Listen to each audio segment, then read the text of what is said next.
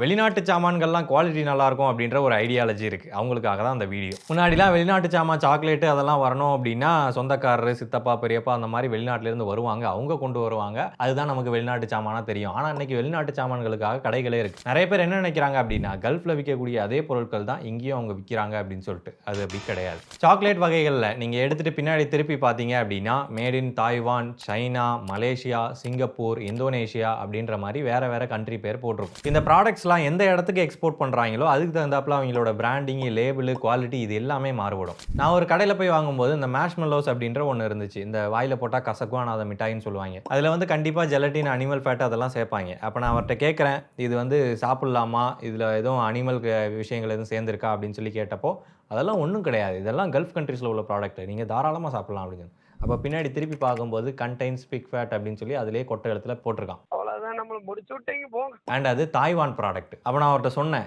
இருங்க பாய், பின்னாடி பாருங்க பாய் பிக் ஃபேட்னு போட்டிருக்கு அப்படின்னு சொன்னதுக்கு அப்புறமா ஓ அப்படியா, அதுவே அவருக்கு அப்போ தான் தெரியுது. ஒரு அசிங்கமாய் போச்சு குமார். அடுத்த தடவை வாங்கும்போது அது எந்த கண்ட்ரியில் தயாரிக்கப்பட்டது அப்படின்றத பார்த்து வாங்குங்க.